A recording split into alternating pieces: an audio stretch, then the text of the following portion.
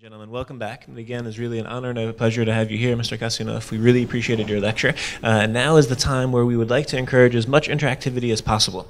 So my suggestion would be, let's take questions and comments from any of you. When you pose your question, if you could briefly stand and then also introduce yourself, your name, where you're from, maybe what you're doing for a job. And let's try to limit the questions to 30 seconds each, because I think where we have 35 minutes and then you need to leave for the airport, and I think that will enable as many voices to be heard as possible. So I would ask you all to respect that. I'll try to be a police officer there to enforce the 30-second rule, and then I'm hoping as many of us will have a chance to participate as possible. Okay. My name is Andrei Makarchev. I'm at Free University of Berlin temporarily. Two questions. First of all, you mentioned the municipal level of Russian politics. How important do you see the most recent developments in a number of Russian cities in which the party of power seemed to lose the election? And secondly, do you think that the current regime would be able to properly tackle the security issues in the Sochi Olympic Games in the year 2014? How you see the perspectives of this mega event in Russia? Thank you. On the second question, it's very easy to answer. I think that the security issue would be settled. The regime capable enough to settle those problems. Just I'm concerned about others, whether just everything would be finalized in the proper time and the proper manner. That is, but I don't think that we'll face with big problems on security. Of course, it will be great undertaking and great efforts by the authority to provide necessary level of security, but there is full understanding of that. There's no doubt about that. On a municipal level and elections there and the growing problems for ruling party, that's absolutely the case, as I mentioned in my presentation, that we in our strategy, party strategy, is going to switch to concentrate our efforts and attention to municipal level. In fact, we already got some interesting results. During the 4th of March, for instance, when there was a presidential elections, we also had municipal elections in Moscow. And some activists of our party came up to me just before that and said, just we want to go there, but all people were preoccupied with the problems of presidential elections, the biggest event in our country.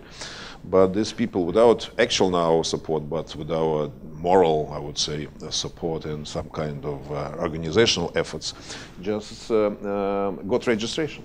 Before, all our activists were cut everywhere on all level of elections, but they got registration, and for my surprise, 50 of them won those elections. And now just we have 50, my party, 50 municipal deputies in the city of Moscow.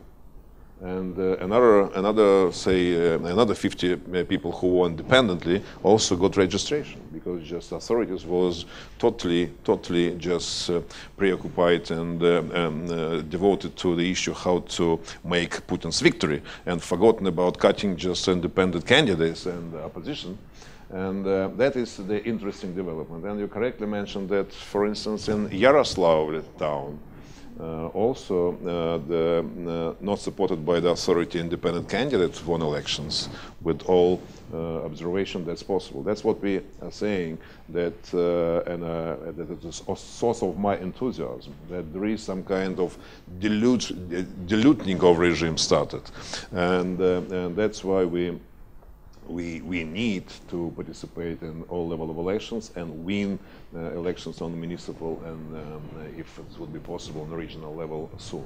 That's why that's important sphere of building up the support of the party from, as politicians say, from grassroots, so that to gain this support from the lowest level, not just because people like, say, leadership of the party, but so that to get young activists involved and to show them the wages of building up by themselves their political career. That's important development for near future.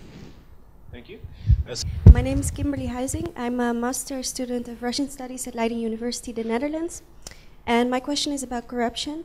As we all know, and you also mentioned, corruption is widespread in Russia in all sectors, including the courts and legislative bodies at federal and local levels. So I was wondering, I think this is the major obstacle to political and economic development, both externally and domestically. And I was wondering how you envisage that Russia could move away from these corrupt ways. Very important and principal question. Maybe I'll just do a brief introduction. We're very happy to have the ambassador of Moldova. If we could give a brief welcome to His Excellency, please.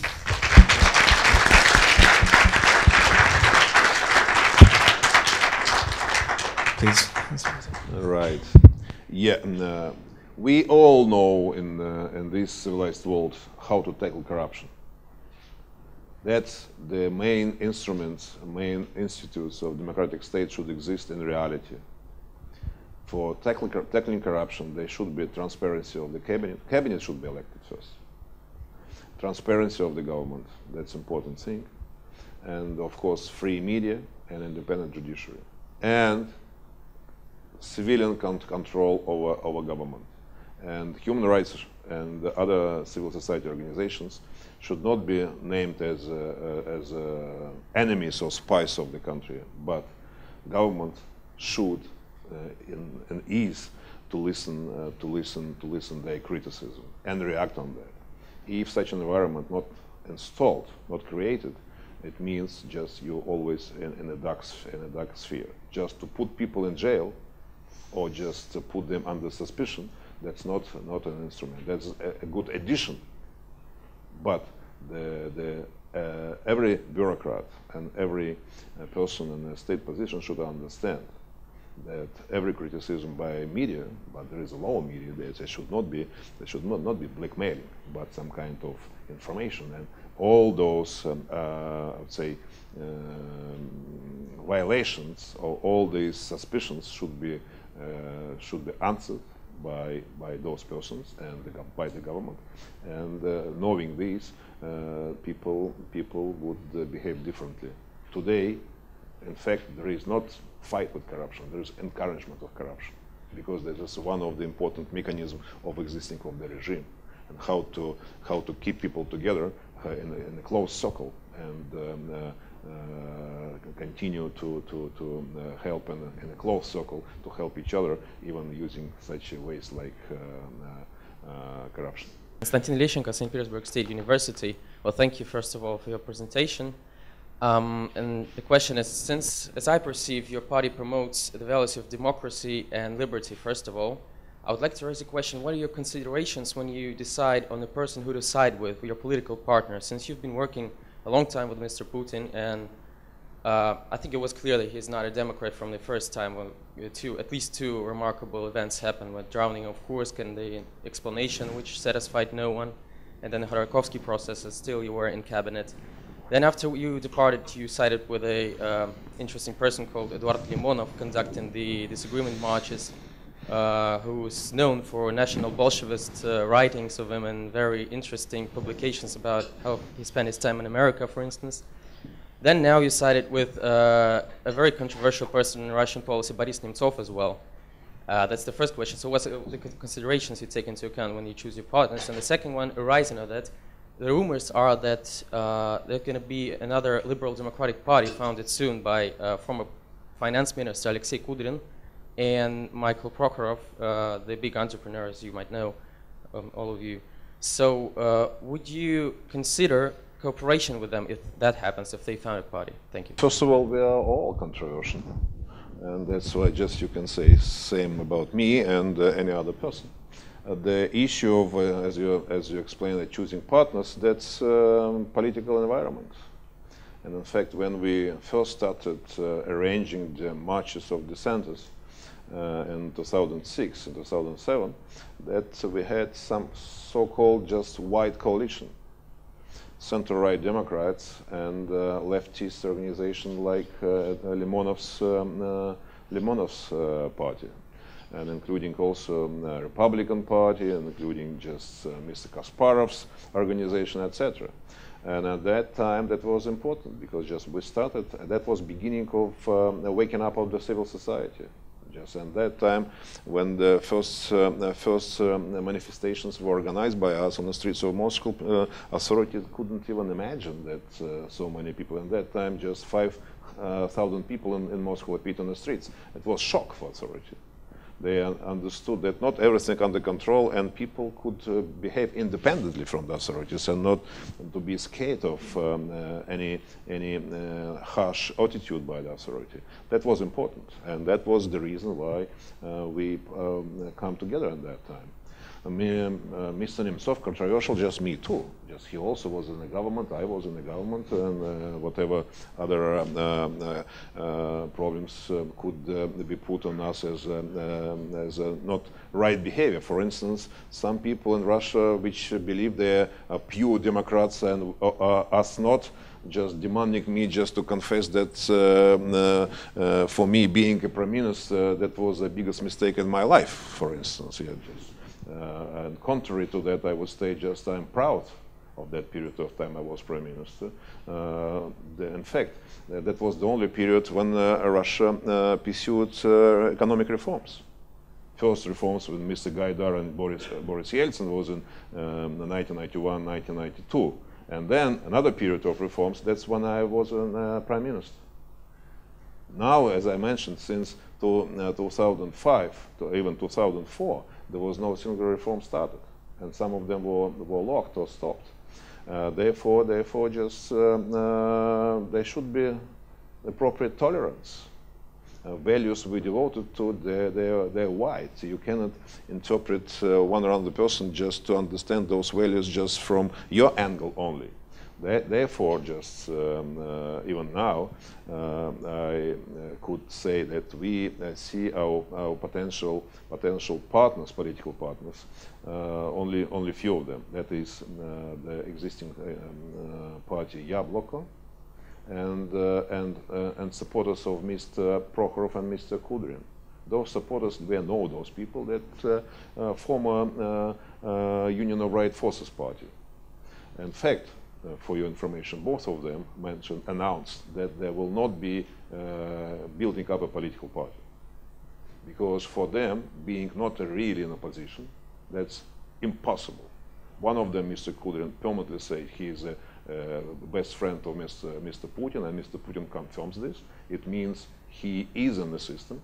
He will not be fighting for liberal values. Liberal values means to change this regime, which is absolutely not even liberal. This regime not democratic at all, contrary to the normal understanding of rules of life in the civilized world. How you can be in such a system. Mr. Prokhorov too, being a billionaire, just getting not the capital not from not fair privatization, which is absolutely obvious for everyone. Also trying to gain support by people, just but not criticizing Mr. Putin and saying just he is okay with that, just his party is bad, etc. But he also announced he will not be building up political party, because for him, both for Kudrin too, that's principal decision in their life, whether they go to opposition, but they cannot be just half there and half there. Just one day with Putin, other day just with those who are totally against Mr. Putin. That's why for them it's difficult. They have to make their own decision. For Mr. Prokhorov, that's impossible. He should then emigrate to London. Otherwise, he would follow Mr. Khodorkovsky to jail. That's definitely the case. Therefore, just they totally manipulated, and they're in a permanent link. That's why just I'm even I wouldn't say happy, but satisfied that they will not be building up or imitate the building up political parties, because just not to create political garbage on the political landscape. Okay. The name is Federico Permuti. I'm a student here at the Humboldt University in Berlin.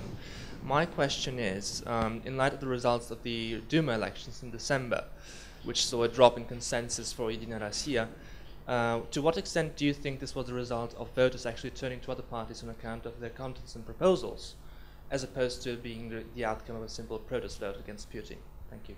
The results of those figures that would we cannot judge as actual results. The figures which were announced by the Central Electoral Commission, these results show that protest votes mostly gone to the party with the name Справедливая Россия, Just Russia. And they unexpectedly got 14%, just while just their leader got 3% on presidential vote. And at that time, because just they are less harsh compared with the United Russia, that's why, and also communists also gained just support, because additionally to their normal 15%, they got just 4%, approximately 3-4% of protest votes. As I said, just people voted for them hating communists. Same we can say on presidential elections. In this case, Mr. Prokhorov, he started to believe that it was real his support. Only now he started to understand that that was not the case. That's why he stepped back on the initiative to build up a political party, because he got protest votes. It would not be fair to say only protest votes. First of all, he is a new face, a new player, and people already just tired of seeing the same people in presidential elections. None of independent candidates were registered for election. Previous elections, I was cut from that. This time, Mr. Yavlinsky from liberal flank was tried to get registration. None of us got registration, and Mr. Prokhorov, just to be fair and frank to say, he didn't even expected a plan to participate in presidential elections. And only when the first manifestation in Moscow appeared, and only after that, he suddenly announced he would run. But in accordance with legislation, the time to announce and to put your registration letter to the Electoral Commission already expired. And even journalists couldn't find just the answer from the Central Electoral Commission for 3 days, because they had forgotten just to send the appropriate letter. This was already not a legal registration. He simply got, I would say, simply instruction to participate, because just for Putin was clear, for those people like you, just there should be a new face. So, and he decided just to find this face, and he just we can explain, simply said to public, you would like a liberal face? What the best I can find for you, just Mr. Prokhorov, billionaire with the reputation of, you know, just this is. There are a number of different stories about his reputation. That is the best liberal in the country I can find. So that you people should understand, the liberalism only concentrate on that. Just it should not be serious people or something like that. But despite on that, a person with money, with the good program, because in fact, economic program is quite good, very similar to us. That's why I'm saying just his supporters are potential our supporters and our partners, if not members of our party. That is, right people design a right economic program for him, and he behaved just appropriately, not criticizing Putin, but to a certain extent appropriately, and therefore he got also his votes and big portion of protest votes.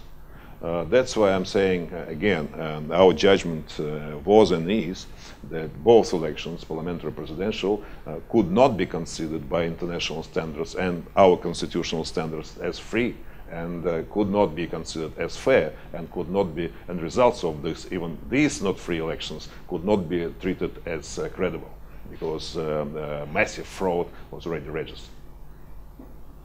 First one, what is your impression of Strategy 31? And the second one, how come manifestations weren't this large or weren't at all since March? Could I clarify the second question? Manifestations? Manifestations, well, you mentioned also in your speech before the manifestations in December and in March. Yes. How come people don't seem to be as mobilized as in March now?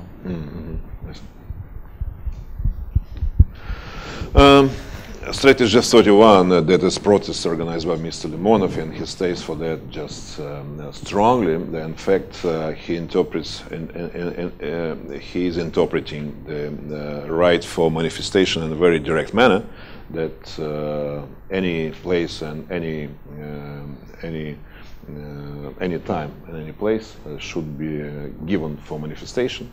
That is to a certain extent right, but not exactly. But positioning himself and his political group, that's important because they're fighting for constitutional right for manifestation, to protest without violence and arms in the streets. That is written in our constitution. Just the strategy, in fact, already exhausted. Because just all those manifestations in December and February and March already replaced that. And coming to a second question, that's important to understand, as I mentioned, the middle class people, they thought that they didn't take too serious authority. They believed that authority would follow and start implementing their demands. When it happened, say in December, the most massive manifestation, but these middle class people just started going for their Christmas vacations. Just they're going to Switzerland, they go to Austria, to France, whatever, for skiing, for relaxing. And Mr. Putin understood that it's not those society with the harsh people who are ready really to fight on the streets, that's those intelligentsia. And these people would not fight seriously and started buying them. That's how just this political reform which we demanded appear, and that later was taken back. Because just registration of political parties, or free registration as they promised, appeared to be simply changes on one point, reduction of obligatory minimum membership of the party, which was in fact no problem for my party, for instance. But all other regulations stay the same. It means, as Minister of Justice explained, if even one comma put not in the right place, that is for us, for them, for Minister of Justice, a reason not to register political party, for instance. For cancellation of our registration, they developed different stories. For instance, the charter of your party, just some articles contrary to each other, not giving actual example of what it means, or something. The data of the few people in of your members just not quite correct data. That's why we don't register. So other part of the reform, for instance, election of regional governors, what they promised will be restored. Now just they put two, as they say themselves call it, filters. One of filter that each candidate should go through conversations, through special interview with the president. And only this interview, this candidate could be just nominated and could get the right to be registered. Or another filter that such a candidate should get the support of 10% of municipal deputies in the region he lives. That's also another filter, because just 90% of those deputies controlled by Putin's party Единая Россия. That's why just such kind of political reform that I'm giving you example to confirm my statement that this political reform is imitation but not real, because all promises taken back.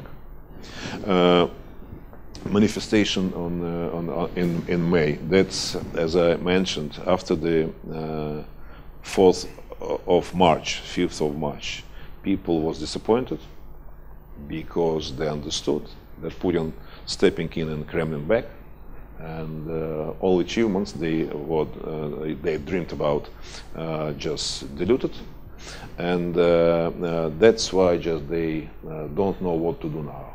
That's what we try to find them the way, as I mentioned, municipal deputies, just to help them to be active in the public sphere, like on a municipal level or in other civil society organizations. I expect that the 1st of May which is day of what, Labor Day. In Russia, it's called defense of workers. At some that is a communist day. That there will be, of course, a number of manifestations, but it will be not like a holiday, but not like a less than protest. But we will not participate on the 1st of May because it's not our holiday. It's not our celebration. That for left organizations, and we tried to consolidate our efforts on the 6th and 7th of May. Of course, it will be less people than before, but there will be a protest manifestation in Moscow. Okay, I saw a question in the back, I think. Okay, and then in the front. Okay, sure.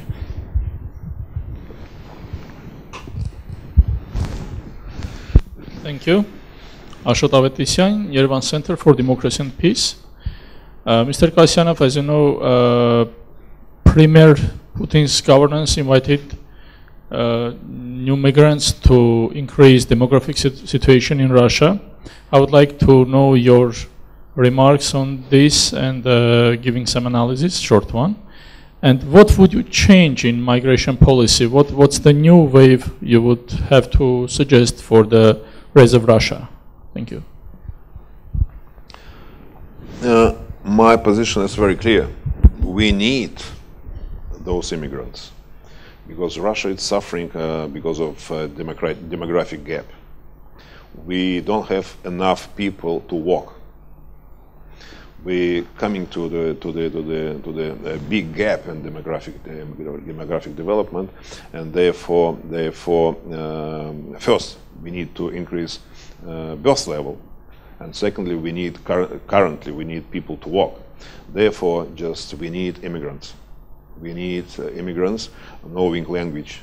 Therefore, people coming from CIS countries, former Soviet republics, that's important. The problem which exists in Russia today, and that's always this issue is aspect of criticism, and nationalists always use it to raise tension in the big cities in particular. The problem is that corruption existing in Russia creates all those problems for illegal immigrants. And we have a lot of illegal immigrants, and they exist in Russia because of corruption. It's corruption on the border. They infiltrating just to the country, and then they live in the country without documents, without rights, and without rights, that's important, without their social rights. They appear to be in the toughest position in the country. It's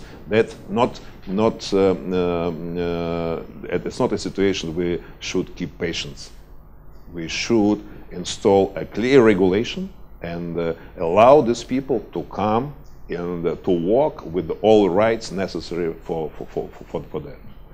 First, to protect them their human rights and to protect their social rights, and just to install all necessary environment for work, so that they will not be like slaves, but as a normal workers, normal specialists, if they're specialists or simply workers, just to work in Russia.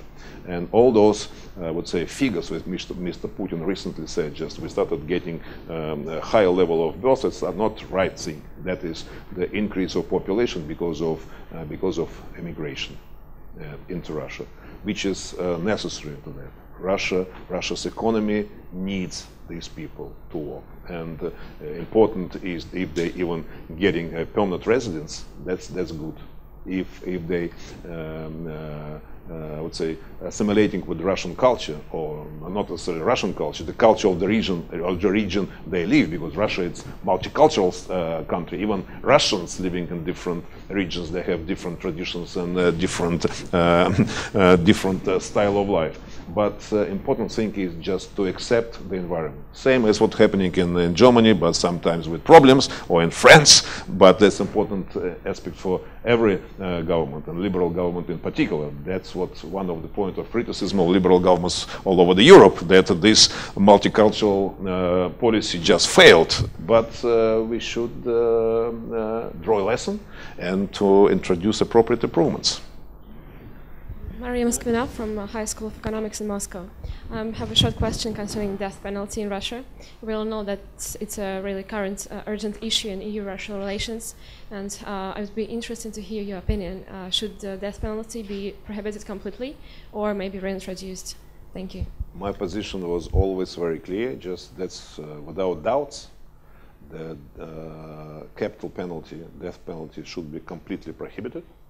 And that's what my demand was, just this authority trying to play a game with the Council of Europe and European Union on that. But I think they also believe that is to major part of the team, Putin's team, understand that it should be done, but they simply keep it as a trading position, as a concession, etc., etc. That's why sometimes they say they put on a sociological poll that majority of Russians would like to restore a capital penalty, just trying to press European Union, just creating a trading position on one or another issue. As I said before, they should not be compromised on main values, on the core values, which create environment for our existence. Alexander Thomas from University College London. Assuming that Putin does eventually relinquish his hold on power, do you think that the systema that he has built up over the last few years can survive without him, after him? I think there will be a total collapse next day. The problem is, next day just that's literally, but in fact, the problem is that on one hand, one part of his system of people in his team, they believed that, and they not believe, but they understand, without the system they cannot survive. And without the system, some of them could be immediately put in jail. Therefore, that is one of the just encouragement of corruption or some other issues. That is how to keep these people together. But other part understands that already there is no any chance to keep patience anymore, and that's why they're waiting just any possibility first to try to escape, and they cannot. Or if something just such changes as you mentioned just appear, and they immediately would come to different political groups just to start changing the regime, to start changing the system. That is true, and that's what we try to do. But there are some people who believe it's better to be in power and somehow just to try to dilute the environment inside. That's never led to any success in the history. But to understand that these people are ready to immediately change their positioning, that's important. And I know that even in power structures. And generals and officers, they don't want to fight with the people of Russia, and they don't want just to support the regime. Okay, so unfortunately we're actually out of time, so I'm wondering if I could maybe just ask a final question to wrap this up. You have here a group of young leaders and individuals who are here because they want to contribute to the European-Russian relationship. They want to help educate, enhance, and sustain the relationships between Russia and Europe. What would be your advice to them? Or what do you think citizens, what do you think young cultural diplomats can do to help to contribute to the relationships between Europe and Russia? What would your advice be to the next generation, so to speak? Those of you who came from Russia and will come back to motherland, that's absolutely clear what to do. Just follow your feeling inside, and moreover, just you getting additional education here, just and understand better what let's say how actual democracy works. And for majority of you, just you will be in different countries, just and to make us closer, of course, just to understand and to divide Putin and the regime from the Russian Federation and Russian people. That's two different things. And don't think just if opposition criticizing Putin and the regime, that opposition criticizing country or people. If we're saying harsh things about the regime, being abroad, as our opponents in Moscow say, you shouldn't go abroad to criticize country. We don't criticize country. We criticize the regime, and there is international obligations of this government to fulfill. And when there is everyday violations and accusation of human rights, violations of legislation and constitution in particular, it should not be unknown, unnoticeable. Therefore, just when you have your Russian friends or just simply people from Russia, just stay on such understanding. They would like to live in a normal democratic state. They are not strange people. They simply appear to be in the environment created by Mr. Putin. They cannot initiate or just to describe and to open up themselves. Their talents, their ability to be in business, to be in culture, to be everywhere. Just more you interact, more people understand. Russian young generation understand just how the system works here in European Union. It's better for them because just their matured understanding what they will be dreaming about would lead them. It will be a motivation to lead them to be more active in the public life and in the civil society. Better and sooner we get these changes we all dream about. Okay. All right, well, on that note, I would like to ask everyone to please join me in expressing our sincere gratitude to Mr. Kasyanov. Thank you. Thank you very much.